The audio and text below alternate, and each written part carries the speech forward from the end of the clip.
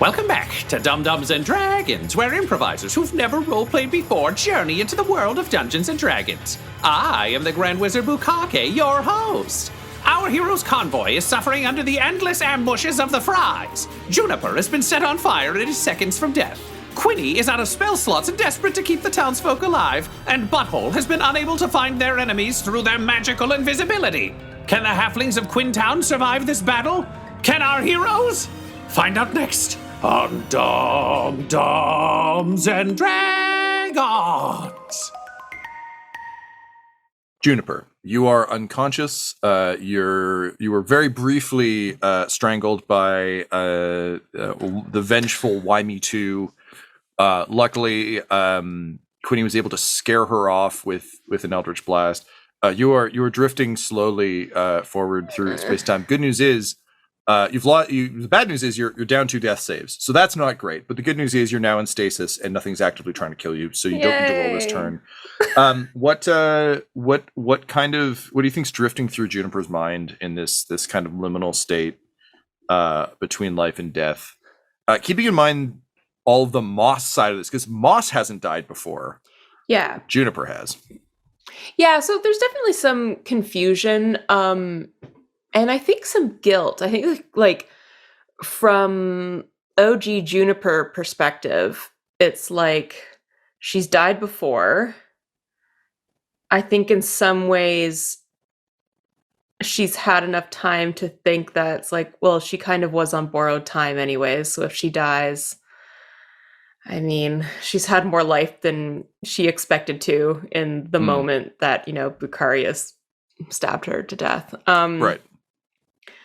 But I think for Old West Moss on that side, she still feels responsible for the people of Tombslab who've been scattered all over. Mm-hmm. And that's obviously been something I think she expected to, go out and solve and, find all of them and bring them back. And I don't, she certainly didn't expect things to end this way. Gotcha. So, at the same time, Old West Moss is very practical. And I think, it's like, well, I guess this is it. Shit. Gotcha. So both some dissonance, but also some practicality. Yeah. Awesome. All right. That brings us to John Travolta, who has fallen from the sky and taken damage from being aloft and then kind of plummeting. He's on the south side of the sort of time sphere. And he gets up and dusts himself off, adjusts his jacket. One eye, just a complete wreck, a bloody pulp from where the stone exploded. And he just kind of like cricks his neck both sides and says, well, this is going to shit. At which point Crendon jumps him. So we're going to have a contest of strength between him and Crendon to see what happens, because he's at the south with Crendon. Okay, where we got John Travolta. Yep, there he is. Right.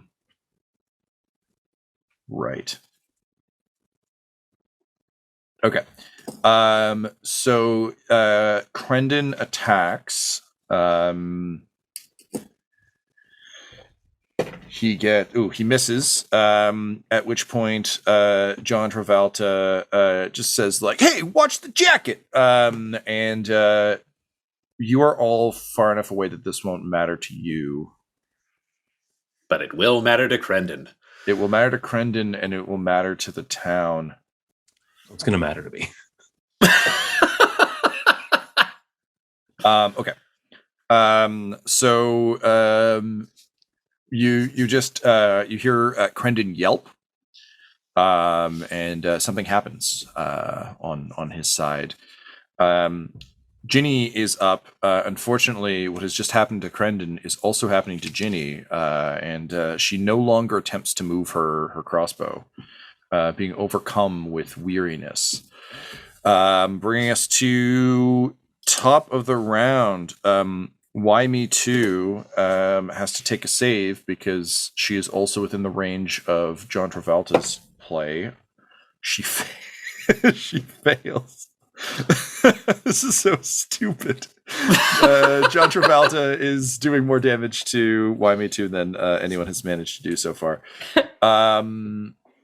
Okay, so fuck. That is very funny. It's also a save that she is really, really not well built for. So she is going to take a whack load of damage. And you just hear from inside, like, you dumb motherfucker. And there's a bamf, and you see Why Me To stumble out of the time bubble. For someone who has been literally doing like fucking ninja tricks to this point, she just kind of stumbles into an awkward shoulder roll.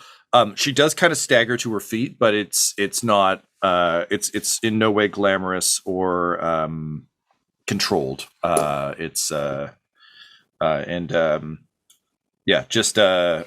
Just looking a bit rough. Cool. I gotta look something up, and we carry on with Quinny. So I have spent my movement to get into the town again. Do I have any sense of what's going on with John Travolta? So you can see into the bubble. Like the bubble isn't it's not so like it's basically casting like a bluish glow. Again, just sticking with the worst Star Wars references today, but it's like looking into one of those stupid fucking Gungan bubbles where it's just like inside, everything's got kind of a bluish tint to it, like it's a crime procedural. But you can see through it. That said, Travolta and Crendon are far enough away, and there's like the baggage train. Also, the baggage cart that exploded, like all the fragments of that are still kind of like floating through the air. So you can try, but I don't know that you would associate. Is it that you're specifically trying to find John Travolta, or that you, Tyler, are now worried about all the things I just described happening?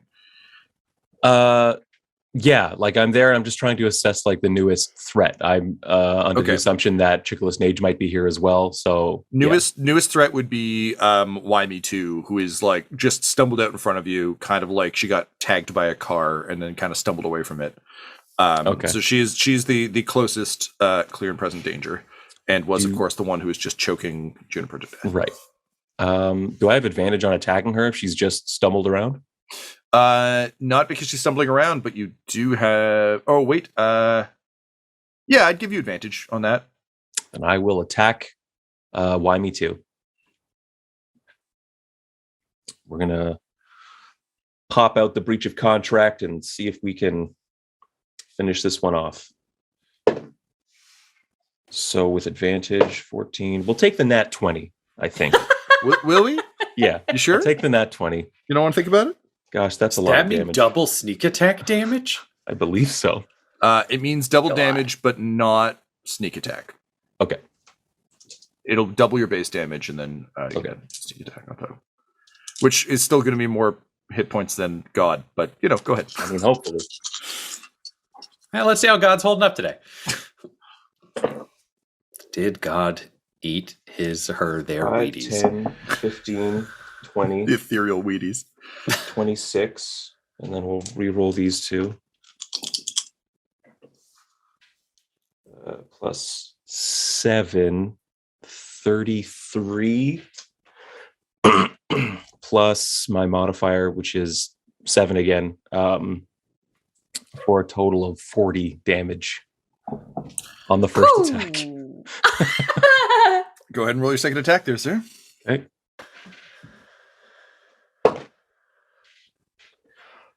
Uh, 14 plus 12, 26. Yep, that'll hit. This is just 2d6. Still good. 18 damage. For 58 total? Thanks to Thirsting Blade, yeah. Describe how Why Me Too goes down. I mean, Quinny never even learned her name, so it was just... Yep. I think if he was in a more advantageous, if he was in a stronger position, he might have some shit to say kind of thing. But it really is like he's on the back step still trying to get everyone safe. So it is just basically she teleports and stumbles out of whatever ordeal she was just putting up with. And Quinny seizes on the opportunity and just kind of leaps onto her back and drives the short sword out. And as like the strength leaves her, drives it in one more time just to ensure she's dead. And he's just looking around again for new threats. Great. Yeah. With her dying gasp, she yells her classic catchphrase of but the blade severs her vocal cords, so there's not much she can say or do. But down she goes. We'll never know. Yeah, we'll never know. Thus paying out on a name that was submitted immediately following that arc. So don't worry, Patreon, I'll always get there. Okay, great. So we can knock her off the order. Butthole. You have sprinted back, having not heard Chickless Nage, Chaos Mage's mutterings as he rematerialized behind a tree. Luckily, he also couldn't do anything that round, so it's not like you're immediately getting hurt, but maybe soon. You have you see Quinny drop. Someone who, I mean, you've got a pretty good eye for people, not necessarily for names. So I don't think you know the name, but you know, like, oh yeah, some person from the fries from before. That's fine. But yes, you've arrived back at the bubble. What do you do? How's that mage hand coming along? Pushing. I mean, close enough that if you want to like reach through, it'd be, arms in slow. But yeah, she's close enough to the edge now. Yeah, I think that Butthole's got to go for that. He's got to go for it. Like, get as close as he can, and then just punch as fast as he can with his arm to try to just like open-hand it. Like, it'll probably slap with the grab when it lands. And he's just like, all right, I'm doing this for Quinny, even though I probably should kill a stupid mage. And then he's just going to throw it in to try to grab Juniper. We will say that you get Juniper on her initiative. Cool. And then we'll let you have the rest of your turn. You'll stay in your current initiative order, but since that's the way we've been running it, we'll do it that way. That sounds good. Otherwise, if you were to look at him, he's just like crouched down with his shield, just like he looks like a little kid trying to reach it, like a dog trying to reach under the couch for a toy. Just amazing. All right. Bringing us to Chickless Nage. All right, one moment. Yeah. Fuck yeah. All right. So peeking out from behind the tree that he disappeared to, he sees you, Butthole, like reaching in to drag out Juniper, and finally realizing that you are our threat and you can't currently hurt the people in the village anymore, he just says, well, baby, it's not exactly Mai Tais and Yahtzee out there, but let's do it, and he throws a witch bolt at your back. So it's okay, it won't hit. You're you're expanding your experience to the entire spell. Right. All right. Your experience is like a level 3 wizard is going to be the same as Chickless Nage's. Yeah, exactly. It's fine. Ryan, what's your AC right now? AC realistically be 20. I don't think I'm getting a lot of the shield right now. Yeah, that is accurate. And I'm going to give you disadvantage only because you're facing away. Facing away and like stuck. Like there's no dodging. Yeah, no, that makes sense. We had here. All right. So yeah, he will hit quite handily. So it's been a hot second since I've had to deal with Magic. charmed, I'm sure. All right, so that is. I'm sorry, 1 second. I have to read the spell. Great. So, oh yikes. All right, so that's going to be 28 points of damage as the lightning strikes you. The lightning just begins to rack your body with electricity because he's still running it. That said, it is a concentration spell, and his wild magic is a bit funky, so the time bubble drops as soon as the lightning hits you. So suddenly a bunch of things happen at once. You're struck in the back by lightning. All of a sudden, the bubble drops. Juniper gets thrown into your fist. You're just showered with wood and debris. You hear sounds of agony from inside the moans and sounds of agony from inside the bar. And I got a roll on my wild magic table. Ooh. Let's see what Chikolis has brought us this time. All right. Great. In the distance, you can see. Oh, actually, no. I misread it. It's this one. Oh. Okay. So Ryan, you're hit by the witch bolt. Next to you are Quinny and Juniper. Beyond, and I think that's pretty much the only people within range. So I got to roll a d3.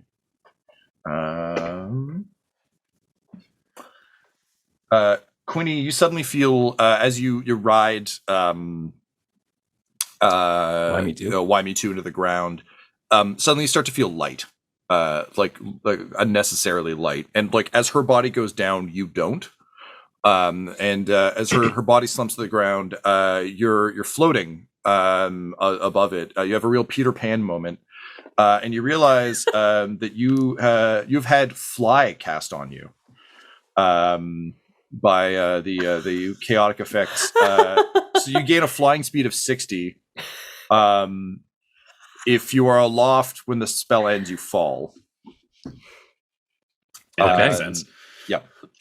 Oh my god. So yes, you are now flying. You also grow a beard of feathers. So you're just floating. That's kind of neat. And then you see kind of these stupid feathers floating. Neat. That's just your life right now. That's what color are the feathers? What color do you want? Are they specific bird feathers or? I think let's go with a nice peacock feather. Okay. Or you know what? No. It's owl. Yeah, it's got to be owl feathers. Of course. Oh, okay. Okay. So yeah, just a beard of owl feathers. You've become the very thing you hate. But you're so wise all of a sudden. And you just hear from the distance, nailed it. Which brings us to Juniper. You slam into Butthole's grasp. Butthole, go ahead with your magic healing shit. Oh yeah. We are hitting Juniper with a level 6 cure wounds. Oh, that's nice. Wow. Out the big guns. Damn. Which is 6d8, which is 18 plus 18 HP. So you get 36 HP, Juniper. Oh, that's nice. Thank you. And then I get 8 because healing you heals me because I love you and I love myself and it's all good for all of us. I'm not flying with a beard, right? I just want to be clear. No, just Quinny. You do have a beard, though. You do. I do have a beard, yes. But it's not made of feathers. It's just made of hair like a fucking scrub. Yeah, and as Juniper wakes up, it's just oh, thank fuck. Kill the bad guys. That's what he's going to say as he just hauls her chair upright. Right. Amazing. So Juniper, I'm going to give you unaction this turn. You're just waking up. That's nice. I feel like getting blasted by that much healing. Oh yeah. Means you shouldn't just be stuck ow, I still hurt. It's huh? Just Uma Thurman getting that, shot in the heart. Yeah. In, Pulp Fiction. Looking around, are things still on fire? The ethereal purple flame has gone out. That's gone out. Okay. Once That's nice. John Travolta's glowing purple eye exploded, the ever burning flame went with it. Okay. Who have we still got up? So Chickless Nage is hiding badly behind a tree. Right. I don't know where he is. We don't know where he is, right? Away. No. Okay. Sure. John Travolta is fighting Crendon at the back of the train. Those are the two that's a ways away. It's closer than well, actually no, because Tyler blasted him. What, 10 feet, 11 feet, 10 feet. 10 feet. Okay, so that fight is closer than Chickless Nage would be. He's a bit of a ways but I don't away. know where he is. I don't know about him. So, I think I'll use my action to dash to John Travolta as like the biggest threat that I'm aware of. Great. So you just like spin the wheels hard. We've talked about how kind of all terrain your chair is, so easily making your way over the kind of the rubble. And you see as you kind of like start driving backward, to your right in the bar, you see the townsfolk on the ground writhing in pain, moaning. Oh dear. But that's no concern of yours. You're driving sort of hard towards Travolta and Crendon. And as you do so, you actually just see Crendon on his knees in front of John Travolta, who's holding him by the hair and just stabbing him repeatedly in the throat with a phantasmal dagger. No. Am I close enough? Yes, that is what you see. No. So you close distance, bringing us to Travolta. He's gonna drop. No, never mind. So he drops Crendon and turns to you as you approach. And he is going to. Let me see here. So you've driven right up to him, right? Yeah. With the intention of, Yeah. Of stabbing him. Yeah. Yeah, fair enough. All right. Nope, that's not. Sorry, 1 second. I just need a. Yeah, that'll do. So you like roll up, and he turns and says, I don't think so," and just pokes you in the chest with a finger. At which point you are just hit by an absolute wave of just horrific negative energy. Moss, you see the townsfolk, you see Tomb Slab fall apart. You see visions of townsfolk being hunted across the realms, and you're powerless to stop it. You see a new version of the betrayal of Sheriff Quinny, where instead it's for gold and for lust of gold, with that beautiful fucking score from Good, Bad, the Ugly playing in the background, where he's just like much more of like a full-on villain, laughing at the peril that has befallen everyone. Juniper, for you see the Great Collide occur. You watch, and no one is prepared.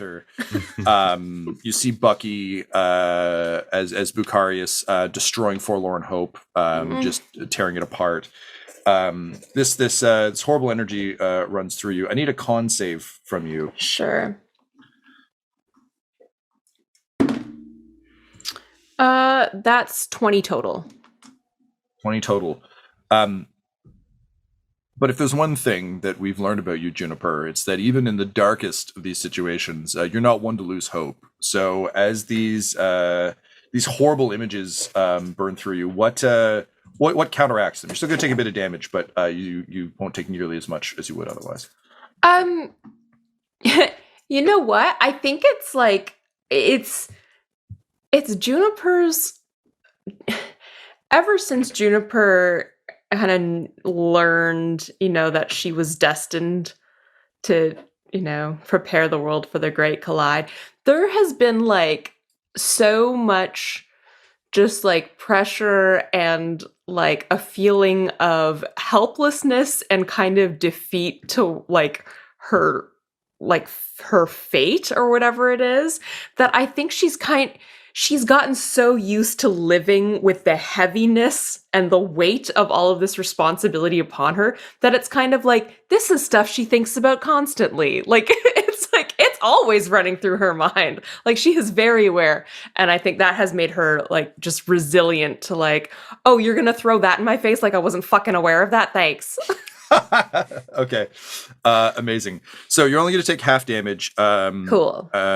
It would have been 64. You're instead going to take 32 as necrotic so energy just barely alive. overwhelms you. As Crendon slumps to the ground. Bringing us to top of the round. Quinny, you can fly, you can fly, you can fly. And you have the weirdest fucking beard in the universe. Got that weird beard. Seeing chain lightning, can I it's Well, you're flying now, bud. So I gotta tell you, you've got like line of sight on both Chickless Nage hiding behind his thin tree. And when I say hiding behind a tree, I really do mean like an unnecessarily thin tree that he's holding and doing a peer around. okay. You can see both situations. Well, I'm going for Chickless Nage then. Okay. Enough of this chaos shit. Can I get to him in one Yes. move? Okay. 100%. Then I will fly to him and attack with Great. Frostbite. First attack is 19 plus numbers, 20. 19 will do. 31 to hit. The extra Jesus. numbers are just gravy, baby. Just gravy. All right, so this is just 2d6 because we're not getting advantage here. 7 plus 7, 14 damage. Okay. And I'll do Thirsting Blade, second attack. 17 plus 12, 29 to hit. Yep, that will also hit. And that is 8 plus 7, 15 damage. All right, Nice. very nice. So sound strikes. He stumbles backward, saying, "I guess they don't call you the executioner for nothing." And spits up some blood. He's hurt. You get the Good. sense he's squishy. Is Witch Bolt concentration? It is. So he's gonna have to roll. Someone who has concentration spells, refresh my memory. Concentration, he's got to pass a 10 or the damage. yeah, or whichever's half the damage that you took. Half the damage, whichever's higher. Yeah. Okay. So Right. I think because it's 2 hits, I'm assuming you would just say 10 10 instead of. So he passes. He's able to keep the Half concentration. damage. We'll see if he actually holds it up or not, though, because he's got clear and present danger now that he didn't before. It's also worth noting he does not disappear this time. That's Good. That's a one a day kind of deal. I didn't know they called me the executioner, but yeah, that's what's Well, going to maybe I'm happen. thinking of someone else. I don't know. I'm not used to getting stabbed this much. It'll be over soon, pal. Sign my kid's autograph. He tries to kick you in the shin. All right. Anything else you want to do, Quinny, before we move on to next in the order? Bonus action? No, nothing really. I'm in his face. We're fighting. Yeah. All right. Butthole. All right. Looking at Crendon. In a world where there are death saves for characters, I'm guessing he's just dead, right? Like, this doesn't really strike me as a death save moment. Not a death save, no. His head is still on, though, so definitely a possibly revivable person. But Absolutely. yeah, But no, not Yeah. he's not unconscious. He is. Deceased. He's been coup de grace. Yep. That means we can revive people after. So Butthole is livid, having been lightning shocked in the ass while he was bent over grabbing Juniper, which feels almost blasphemous for a man of his particular faith. He knows Quinny is fighting the sorcerer, and he is very worried about Juniper, who he said kill the bad guys, and then immediately got curb stomped again. So he is going to join the battle against John Travolta. So just up and running, just yelling for Quinntown, for justice, and then he'll swing his hammer down. Goblin Jr. is with him and recharge, so he'll have advantage. You'd have advantage anyway from Juniper being engaged if you want to save that sweet I'll save my sweet boy. Wow, just the full gamut here. A nat 1 and a nat 20. So just the advantage special. So I'll take the 20. Yeah, all right. Fair enough. That's what I did. It I worked out respect okay. it. I respect it. Alrighty, so it will do 2d8 regular damage, and it's nice. It's 14 base. Plus, he is going to tool it up with his extra murdery cleric powers for some additional radiant. Oh, 3 7s and an 8. Hell yeah, we're starting at 29. Hachi-machi. Plus 4, so 32 HP for the first hit, just swinging down in defensive Juniper. And then just winded back up and going for number 2 with the amazing fart powers. Here's where he can use our little Goblin Junior boy, which is good because there's another nat 1 for the advantage. That will be 17 to hit. 17 on Travolta. One moment. Sorry, I'm just switching between a bunch of sheets here. Oh, Yes. yeah, no. Yeah. Great. 17 will hit. And that one will do an additional 11 damage. Yikes. All right. Good hits all around. Still up, but looking a bit rough. Cool. Great. Butthole's here to dance, so he's ready to keep on trucking. Great. Which brings us to our boy Chickless Nage being attacked by Quinny. Not his favorite. All right, what the fuck can he do? He cries and goes home. The end. Yeah, he I joins take your attack of team. opportunity. Okay, so he's going to drop the Witch Bolt, and instead he's just going to reach both of his hands out, grab both sides of your face, Quinny, and just yell, "Papa's got a whole new bag!" And then he's going to try and lick the side of your face. And Oh, God. So what's your AC right now, sir? It is 17. 17. Okay. All right, he will hit. So you will. All right. 1 second here. I'm gonna have to roll a bunch of dice, but basically he's using vampiric touch on you. Okay. That's like a targeted spell, and he's targeting me, right? Melee spell attack. Yep. I should be able to uncanny dodge that.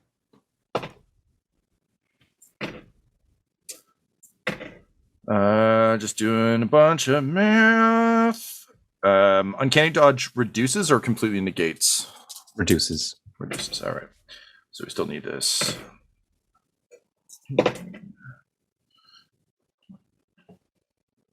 Sorry, one moment. Sure. Yikes. All right, and one more. Oh wait, no, that's it. Great. Okay, so Tyler, he's gonna try and drain you for 59 points of damage. Okay. I'm gonna as use he uncanny drags dodge. his tongue up across the side of your face. So how much do you negate? Half. Okay. So I gain half. I gain hit points equal to half the amount of the damage dealt, but you just have the damage. So you would take half of so that. take half of that, which is not great. So he'll gain 15 points of HP, which honestly he needed, but is still not the windfall he was hoping for. Cool. So that's that. And he's now I need to roll on the chaos table. Does he give him what is his new beard made out of? Okay, what do we get? We get Beard Fest 2022. Yikes. Okay. I lose flying, but I keep the beard, don't I? You've done more wild magic than I have, sir. I'll believe it.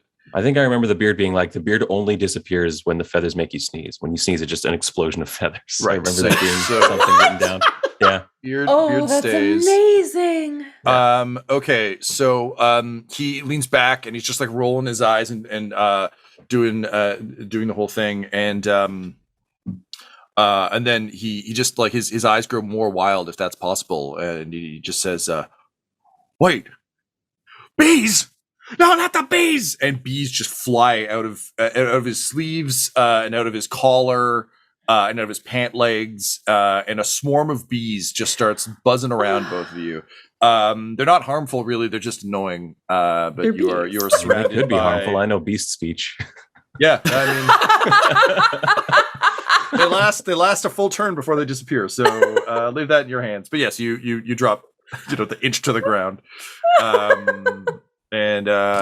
He just keeps screaming about bees. He says they're in his eyes. They are very clearly not. In his eyes.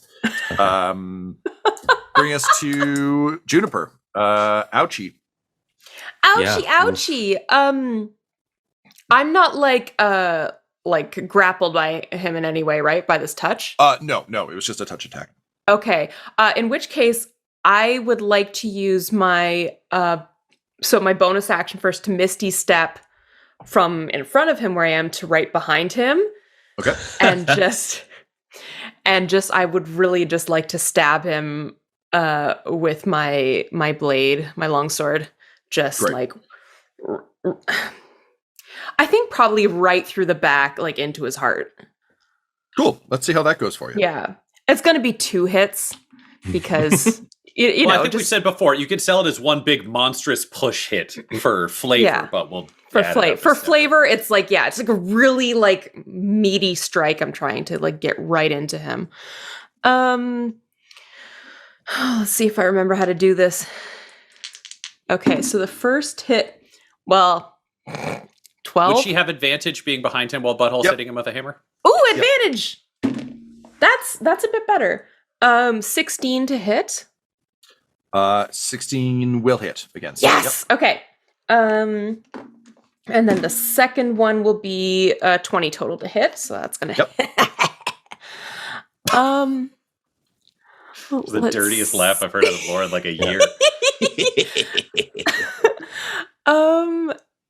Okay, so I'm gonna throw some divine smite, a little extra divine smite. So, and I'm gonna do that at level 3. So that means, okay, I'm gonna roll base damage first because this is fucking so much to keep track of. This is the math episode, people. We all show that we don't do math fast, so and we do it okay. 11 slashing, second hit plus 10, so it's 21 slashing damage on its own. Yep. Yeah. And then it's going to be, so I got 3. 1d8. Fast, good, or on air. Pick one. 1d8 plus 3d8, so that's 48. And then I'm doing it at level 3, so it's 68.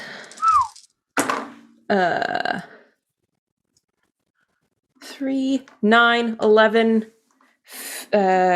16 plus, that's 20, plus 26 radiant damage. Damn, that is some hit. All right. So powerful strike. You drive the blade into his back and just like drive it straight through. And you see his eyes go wide as the blade kind of cuts through him. And he just manages to like reach out and run a hand down your face like a waterfall. Face waterfall.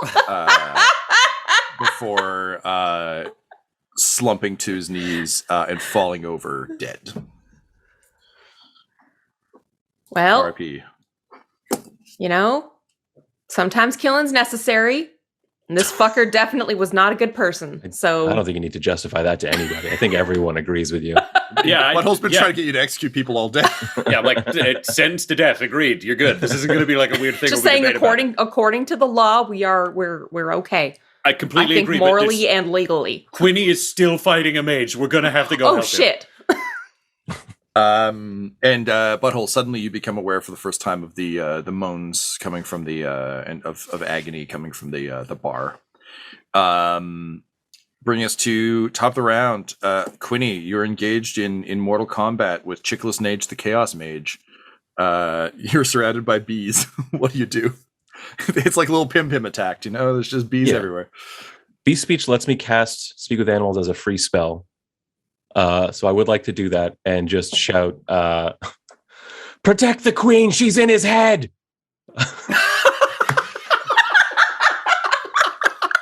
Roll me a persuasion check. Or deception? Let's go with deception. Let's not kid ourselves. Oh no, Tom, you just gave him a super stat. I mean, yeah, but it's fair. I'm cruel but fair. That's a 30. Deception. You just hear a chorus of voices being like, "So say we all, so say we all, so say we all," as bees just fucking swarm Chickless Nage, the Chaos Mage, and start going. And you know what? They say sometimes, we manifest our own realities. Sure enough, they are in his eyes. Ah, they're in his eyes. Ah. All right, what do you want to do with the rest of your action? You have advantage now because he is being assaulted by bees. All right, you want to try and stab him to death? Okay, yeah. I'm going to try and sneak attack him, when he's not looking because he's got bees in his eyes. Bees in his eyes. Bee eyes. All right, so that's a 13. We'll use plus 12 for 25 to hit. Yep. Okay, and we're my rolling God. with sneak attack. Damaggio. Mage overacting. Fucking. Big choices aren't always good choices, Chickless. So 5, 10, 15, 21, 22, plus 7 is 29 damage on the first attack, and Thirsting Blade will go in again. That was Jack die. There we go. Ooh, not great. 15 to hit on the second attack. 15 will actually hit. Whew. His armor class has dropped. This is just 2d6 here. His armor class is interesting coat. 5 plus 7, 12 damage. 12 damage. Okay. Alrighty. And that is it for my attacking.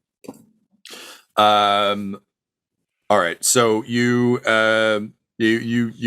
jam him with the blades a couple times. The bees are in his eyes. He's a tough fucker and is still up. He is going to he's actually just going to try and bite your nose off to gain more HP back as the bees swarm him. But I'm going to say he's at disadvantage due to the bees. So he fails in his attack. He's trying to keep that concentration up. So it fails in that, but he does get to make 2 quick attacks. He's holding the side of your head, so I think it's literally just goes for your eyes with his thumbs. What's your AC right now? 17. 17. Okay. First one misses because he's got disadvantage. That's the eye second patch. one's a nat 20. That's the real eye. He's got disadvantage, so he still hits, but he doesn't get the crit. Okay. So he strikes you for 1 second, please. 1d4. 1d4. Yeah. Yeah, just does 1d4 damage. No. So that is going to be 31 points of damage. We'll uncanny dodge that as well. as he just like jams it. Good lord. But the bees are really getting to him, and it is his turn, so they will dissipate. But he just screams, "Killing me won't bring back your goddamn honey!"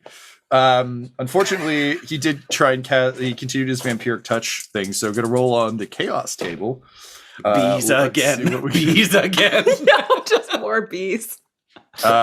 More reinforcements. Bee enforcements. Oh, very good. God. So his skin turns a vibrant shade of blue. As he's stung by bees. Oh, that's he's just the effect Macaulay of chaos Culkin. magic. Yeah. Oh no. And he begins to levitate. Okay. So he now has levitate cast on him. So he starts he starts to rise, and I think Quinny, he's going to use that then to float up into the sky. Can you roll me a con save? That's a 10, but I'm going to use Dark One's own luck to add 1d10 to an ability roll or a save. So that's now a 17. All right, so you manage to like break free as he begins to float upward, but he's just kind of drifting, turning blue, still covered in bees that are slowly dissipating with no bee enforcements, just yelling like, "You can't win, you won't win!" And as he starts to like float upward, bring us to Juniper. You see a floating blue man. Well, this Yevgenovich is isn't nice. here, so who could it be? How high is he above the ground? Only 20 feet. Oh, well, I mean, that's definitely not engaged with Quinny at all, It is not, because Quinny broke free. which is very nice. In which case, I'm just going to check a rule extremely quickly to make sure I don't accidentally kill one of my friends. Everybody get ready for a moonbeam. No, I Do it. can do this in the air. Yeah, what's wonderful is that Moonbeam doesn't have to hit the ground. It's just like centered on a point. Mm-hmm. So I'm going to like essentially just call down a moonbeam onto Mr. Nage here. Light him up. Which is, light of the moon, you better fucking protect me. Amazing. And it just happens. Lovely. So let's see. I'm going to use a level 3 spell slot for this as well, because I think I have one left. Yes, I do. So he's going to take... Oh yeah, because when a creature enters this area for the first time or starts their turn there, so it'll be on his turn that he takes damage. Okay. Great. Top of the round. Quinny. Chickless Nage is very slowly getting away. A moonbeam has appeared, lighting him up. He's just the brightest, bluest, floatingest man, but he's only 20 feet in the air. Yeah. What do you do? I think after a brief just cursing, rubbing my eye, just like, you fucker. It's just, I want to walk. As I understand it, the moonbeam is not reaching the ground. Correct. It's So like I a would spotlight just on Right, Chickless okay. Nage. So I want to basically walk under to align myself with it so that if I do hit him with these repelling Eldritch Blasts, that I don't send him free. I want him to stay in that column. Sure. So Nice. now that I've done that, I would like to fire Eldritch Blast up at him. Straight up the skirt. Yeah, All right. yeah. First blast is a 6 plus 8 for my brain, 14 to hit. 14 to Yeah. Chickless Nage will hit. Yep, because he's Okay, lost and I'm his just going to armor. roll the second hit as well, just to get that out of the way. 12 plus 8. So that should hit Yep. as well. So that's going to be 2 d10s.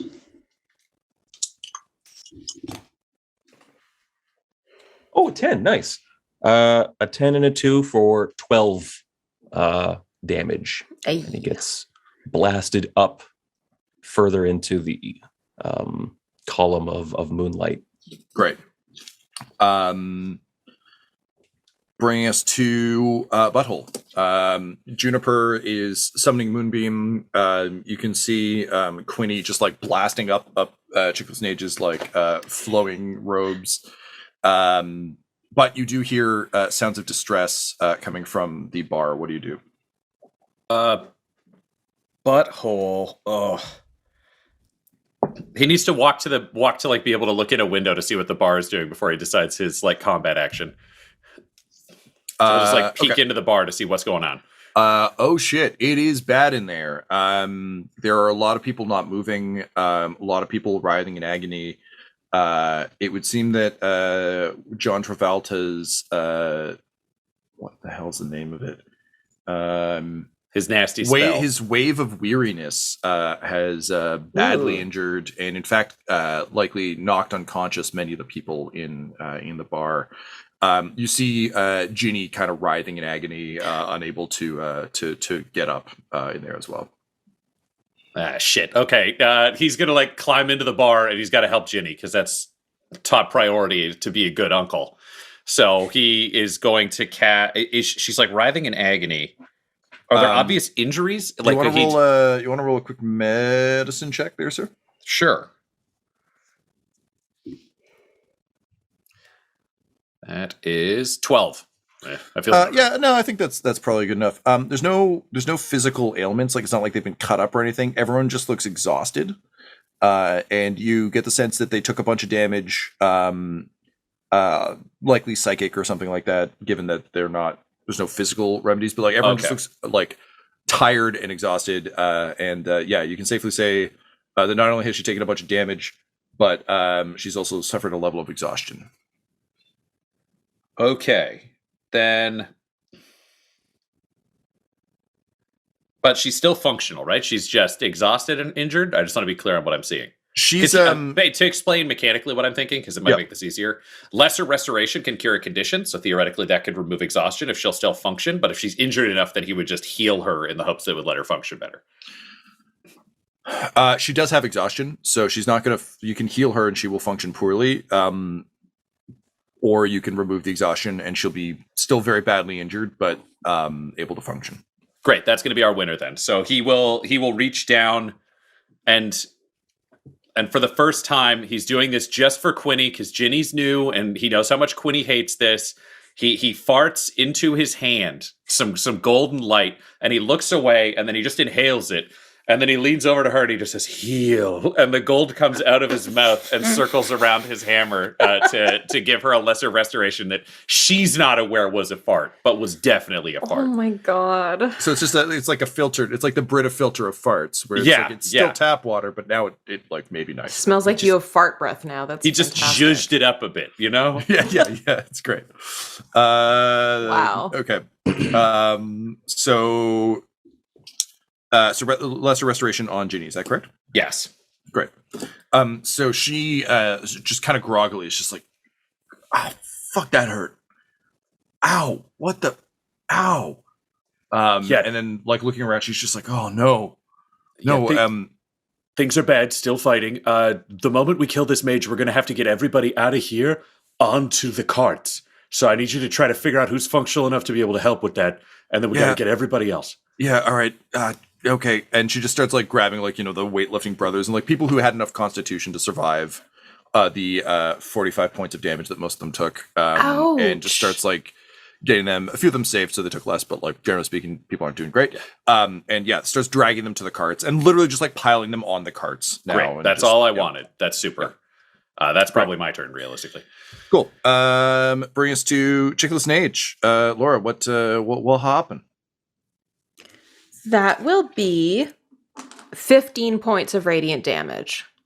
All right. So as Chickless Nage is blasted upward by Eldritch Blasts, it's just like, a classic, like being blasted upward into a disintegrating beam, where he's like trying to claw down and like swim down. It is sadly not working. He just like locking eyes with you, Quinny, just kind of clawing his way down. It's just like, oh, and he doesn't get a line out. He just kind of looks like a cat, and then he gets his skin burns away, along with his bone as a moonbeam obliterates the remainder of Chickless Nage, the Chaos Mage. Hell yeah. All right, then. So you quickly make your way back to Treebury to help load up the rest of the carts. Quick question, Tom. Before they get back, because Butthole would check this instantly the moment he knew Chickless was dead. Where are Quinny's parents? Are they alive? Let's go to the board. Yeah, do we have time to like triage and like lay on hands on a bunch of people and stuff? Sure don't. I was gonna say they're actually surprisingly both up. They're bad. They're in bad shape, but they both saved. That's okay. That was good because Butthole would have had to hide bodies or do other shit. This is easy. So you rush back. You could probably lay on hands, Juniper, because that's like just an action, right? It's one action, yeah. So you could probably do that if you wanted. You kind of rush back. I think Butthole, you're getting everyone up and going. Ginny is helping. Quinny, this is pretty bleak. I think a bleak sight to return to. You know, your parents are like leaning on each other for support, but are dragging bodies onto the carts. The sun is rapidly setting, and you know there are zombies behind you. Butthole, you see Crendon, you kind of like drag him up onto a cart as well.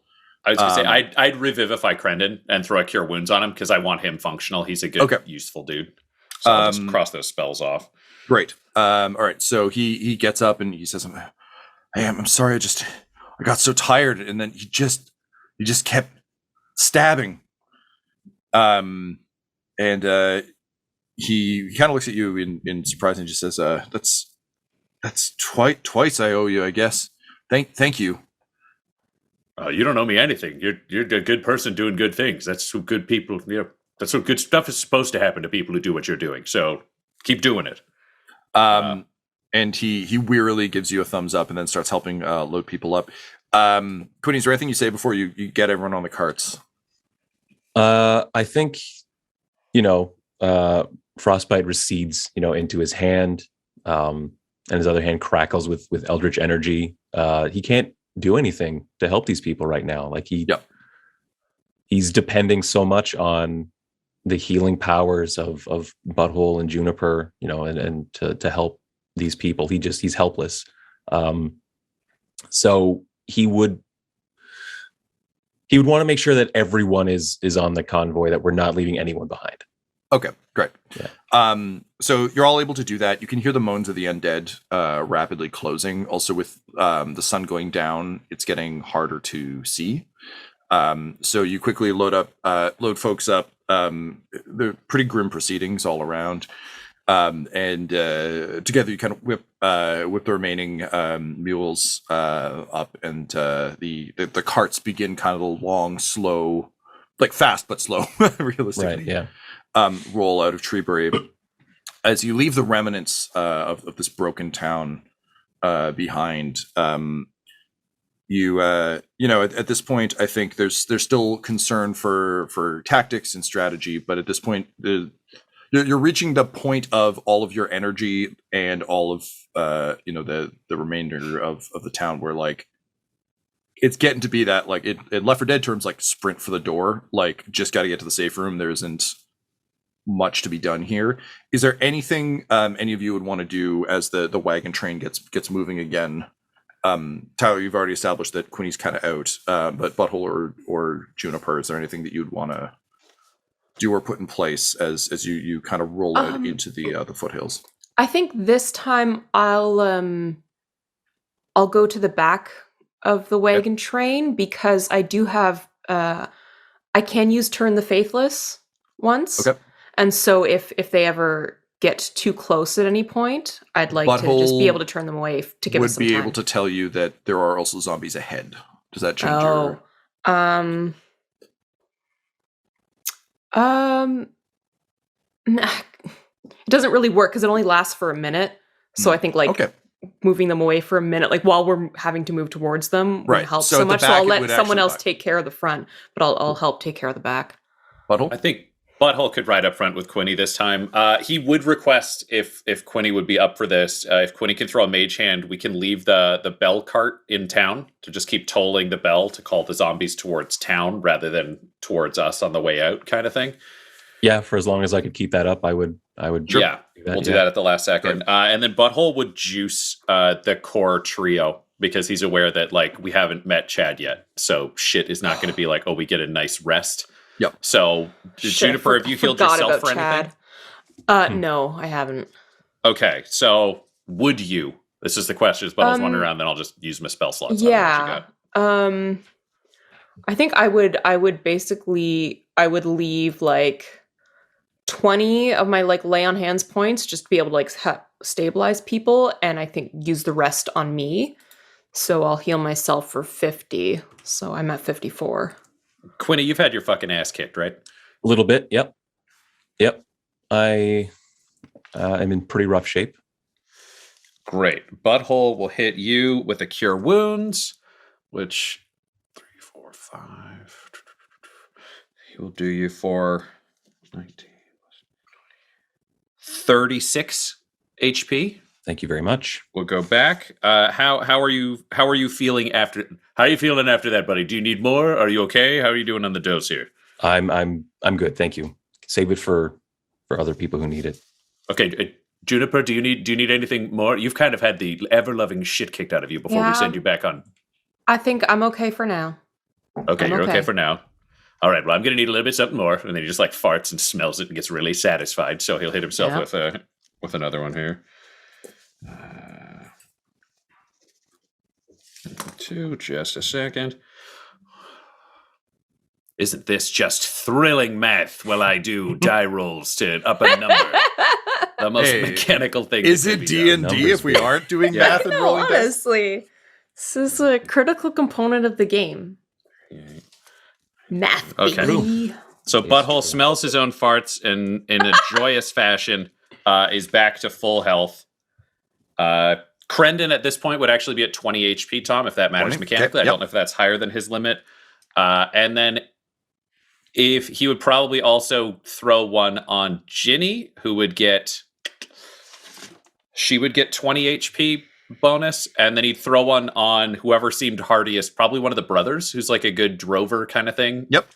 Great. And then that brother would get 14 HP.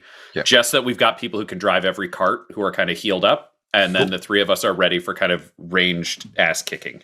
Right. So Butthole, I will say, is looking after this blast of healing and combat. He's very hardy, but when you look at him, there are like bags under his eyes. He's tired. Like he's the boxer at the end of the match. He won really easily, but it's that like weird barn dance. And now he's done 3 rounds in a row, bare knuckle, and he's won them all, but he's tired. So ready. He'll be at the front with Quinny if we've got Juniper at the back, Ginny, and because we got 4 carts left? You have 3 carts remaining. 3 carts remaining. Great. So, so it's with that kind of energy that the remnants of Quinntown cornucopia begin to roll into the foothills. You know that the Fortress of Forlorn Hope is still a ways away, but is closer now than it was.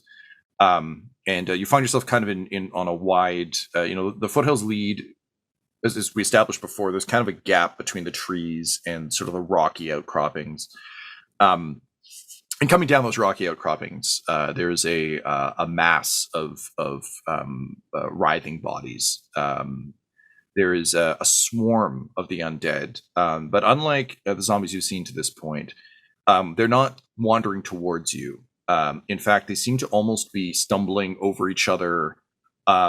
If for those of us with dogs, when you're walking a dog and the dog's looking at something, and just kind of like side walking and stumbling, they almost seem to be rolling over each other as this kind of huge mass of zombies begins to make its way towards you. And as it gets a bit closer in the dying light of the sun, you can see a single man at the center of this mass. With chunks of flesh being bitten off of his face and his arms, just walking very casually, the wounds healing almost as quickly as they appear. as all of these zombies reach and tear for him. You think you see Intestine at one point, but he's just walking as casually as someone out, for an evening stroll, and with just a small half smile. Chad Underbottom, last of the Fries, says, "Well, lovely evening for a walk, isn't it? Time to die." This episode of Dum-Dums and Dragons features the voices of Ryan LaPlante at the Ryan LaPlante on Twitter, Tyler Hewitt at Tyler_Hewitt on Twitter, Laura Hamstra at EL Hamstring on Twitter, and our DM Tom McGee at McGeeTD on Twitter. This episode's sound was edited and mixed by Laura Hamstra, and Dum-Dums and Dragons artwork is by Del Borovic, who can be found at delborovic.com. Our theme songs are And Now for That Massive Coronary and Skipping Through the Orchestra Pit Part 1 by Peter Gresser, and our ad music is No Control and Chiefs by Jazzar, JAHZZAR, all available at freemusicarchive.org. When it comes to Dum-Dums and Dice, you can visit our website at dumdumdice.com. Our Twitter and Instagram are at dumdumdice, and on Facebook at facebook.com/dumdumdice. But most importantly, we've got merchandise at redbubble.com/people/dumdumdice, or you can join our Patreon at patreon.com/dumdumdice. That's DUMBDICE. And tune in next week for more Dum-Dums and Dragons. Dum-Dums and Dice has to give a special thank you to the supreme beings of our Patreon at this time. The Half-Blind Prophet, Christopher Little, Sue One, George Dolby, Richard Cranium, Sammy Boy, Orion Birchfield, Scott Garland, Benjamin V, Gavin and Abby McDonald, Logan, Fire Unfriendly, Acrix, Grandma Likes D&D, Alan, Austin Nut Powers Fry, Stabby Stranger, Roman Brown, and Jill and Noel LaPlante. If you want your name to be added to this list, you can join our Patreon too at patreon.com/dumdumdice. Thanks to them, and a little bit of thanks to you.